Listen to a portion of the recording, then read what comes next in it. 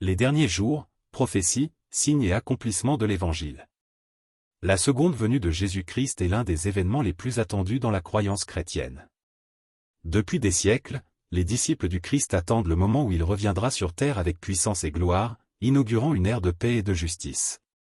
Cependant, avant son retour, il y aura une série de signes et d'événements, à la fois terrifiants et joyeux, qui signaleront la proximité de sa venue.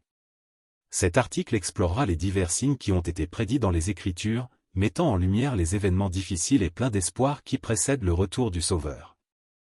Le Sauveur lui-même a promis qu'il reviendrait, « Je me révélerai du ciel avec puissance et une grande gloire, et j'habiterai avec les hommes sur la terre 1000 ans, et les méchants ne resteront pas ». Ce retour marquera le début d'un millénaire de paix, où le Christ régnera sur la terre et où toutes les formes de mal seront bannies. Avant la seconde venue, plusieurs signes apparaîtront pour préparer les fidèles et avertir le monde.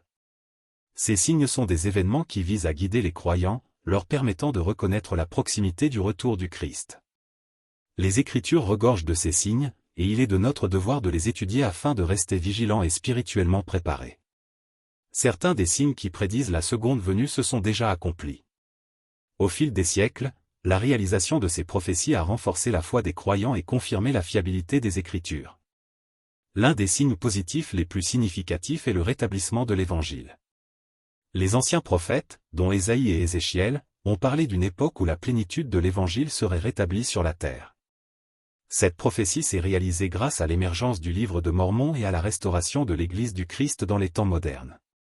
Le monde sera confronté à de grands bouleversements avant le retour du Sauveur. Le prophète Daniel a mis en garde contre une période de troubles sans précédent, Daniel 12, 1, et Jésus lui-même a parlé de guerre et de rumeurs de guerre. Cela se reflète aujourd'hui dans l'instabilité croissante qui règne dans de nombreuses régions du monde. Nous assistons à des conflits généralisés, à de la haine entre les nations et à un déclin moral. Les guerres entre nations, les conflits civils et les actes de terreur sont devenus monnaie courante dans le monde moderne. Ces événements sont des signes évidents du chaos et du déclin moral qui caractérisent les derniers jours. Jésus l'a prédit lorsqu'il a déclaré « Une nation s'élèvera contre une nation, et un royaume contre un royaume » Matthieu 24, 7. À mesure que la méchanceté augmente, l'amour se refroidit. Le déclin moral et spirituel est évident dans la société à mesure que l'égoïsme et l'avidité deviennent plus répandus. Les gens se détournent de Dieu, et ce détournement généralisé de la justice est un signe fondamental des temps. Un autre signe de l'approche de la seconde venue est l'augmentation des catastrophes naturelles. Les tremblements de terre, les tempêtes dévastatrices et autres calamités sont de plus en plus fréquents.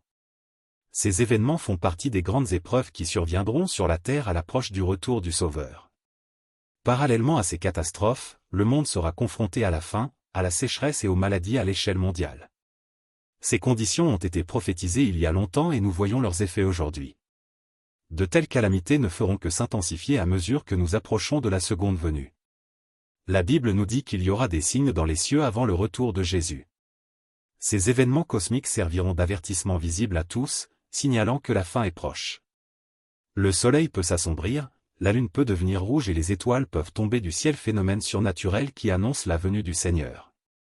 Ces signaux sont plus que de simples événements astronomiques, ce sont des signes divins destinés à avertir le monde de l'imminence de la seconde venue. Ces merveilles seront indubitables et serviront de puissants rappels du retour prochain du Sauveur. Bien que bon nombre des signes précédant la seconde venue soient désastreux, il existe également des signes encourageants. L'un de ces signes est la propagation de l'Évangile à travers le monde. Jésus a dit à ses disciples qu'avant la fin, l'Évangile doit être prêché à toutes les nations. L'accessibilité croissante de l'Évangile indique clairement que le retour du Seigneur est proche. Un autre signe positif est le rassemblement d'Israël, tant physiquement que spirituellement. La restauration de la nation d'Israël et le rassemblement des tribus dispersées d'Israël sont des éléments cruciaux dans l'accomplissement des prophéties bibliques. Bien que les signes de la seconde venue puissent susciter de la peur ou de l'anxiété, ils constituent également une occasion de se préparer spirituellement. Ceux qui sont fidèles et obéissants seront capables de reconnaître les signes pour ce qu'ils sont, des avertissements et des rappels pour rester fermes dans l'Évangile. Pour être prêt spirituellement, il est important d'étudier les Écritures avec diligence. La Bible et d'autres textes sacrés fournissent la clé pour comprendre les signes des temps. En nous plongeant dans la parole de Dieu, nous pouvons nous préparer aux défis et aux bénédictions à venir. Pouvoir pour l'humanité. Ce pouvoir de scellement est l'autorité qui unit les familles pour l'éternité. C'est grâce à ce pouvoir que le cœur des enfants se tourne vers leurs ancêtres, et que le cœur des ancêtres se tourne vers leurs descendants. Depuis le retour d'Élie, l'intérêt pour la généalogie et l'histoire familiale s'est accru. Des millions de personnes dans le monde recherchent désormais leurs arbres généalogiques, cherchant à établir un lien avec leurs ancêtres.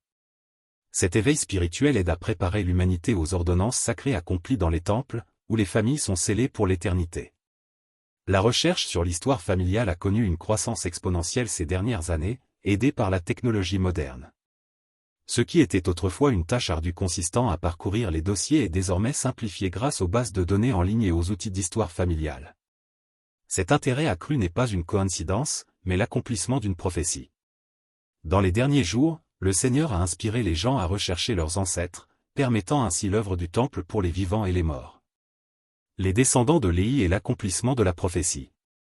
Dans le livre de Mormon, il est prophétisé que les descendants de Léhi, en particulier les Lamanites, deviendront un peuple juste et grand avant la seconde venue. Le Seigneur a promis qu'ils fleuriraient comme une rose, et seraient bénis par l'Évangile. Aujourd'hui, de nombreux descendants de Léhi acceptent les enseignements de Jésus-Christ, accomplissant cette ancienne prophétie et contribuant à l'Église mondiale. Alors que le monde se prépare au retour de Jésus-Christ, les saints fidèles ont pour tâche de construire une ville de justice connue sous le nom de Nouvelle Jérusalem. Cette ville sainte sera établie en préparation de la seconde venue, et il est prophétisé que le Christ lui-même y régnera pendant le millénaire. La Nouvelle Jérusalem servira de lieu de rassemblement pour les justes et de symbole de l'ordre divin sur terre. Les Écritures nous fournissent plusieurs signes pour nous aider à reconnaître l'approche des derniers jours. Un de ces signes se trouve dans la parabole du figuier, où Jésus explique que, tout comme les feuilles du figuier indiquent que l'été est proche, les signes des derniers jours indiquent que son retour est imminent. Ces signes ne sont pas donnés pour susciter la peur, mais pour encourager la préparation et la fidélité. Même si certains signes des derniers jours peuvent paraître effrayants, le Seigneur a assuré aux fidèles qu'ils n'avaient aucune raison d'avoir peur. Il a promis que les justes ne seraient pas détruits à son retour, mais qu'ils supporteraient le jour et seraient préservés. Nous sommes encouragés à rester calmes, sachant que ces événements réaliseront les promesses de Dieu. Personne ne connaît l'heure ni le jour. Bien que les signes de la seconde venue soient clairs, un détail crucial reste inconnu, le moment exact du retour du Christ. Les Écritures indiquent clairement qu'aucun homme, pas même les anges, ne connaît le jour ou l'heure de la seconde venue. Cette incertitude met les croyants au défi de vivre dans un état de disponibilité constante. Les calamités comme avertissement et appel à se préparer. En plus des signes spirituels, nous sommes également avertis des calamités physiques telles que les tremblements de terre, les famines et les guerres, qui augmenteront en fréquence et en intensité à mesure que les derniers jours approcheront. Ces catastrophes ne sont pas seulement des événements naturels, mais des rappels divins pour nous préparer spirituellement et physiquement à ce qui va arriver. La seconde venue apportera de grands changements sur terre. Les justes qui resteront fidèles seront préservés et bénis. Ils hériteront de la terre et, pendant le millénaire, ils vivront en paix. Alors que le monde entre dans une période incertaine, de nombreuses traditions religieuses évoquent une période connue sous le nom de « dernier jour ». Pour les chrétiens, cette époque est riche en prophéties, signes et avertissements concernant des événements qui culmineront avec la seconde venue de Jésus-Christ. Ces prophéties, prononcées par d'anciens prophètes et réaffirmées par la révélation moderne, fournissent des indications sur ce à quoi s'attendre et comment se préparer.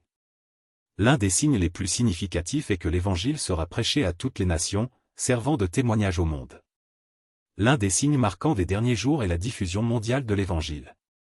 La Bible prédit que cet Évangile du royaume sera prêché dans le monde entier, comme témoignage à toutes les nations.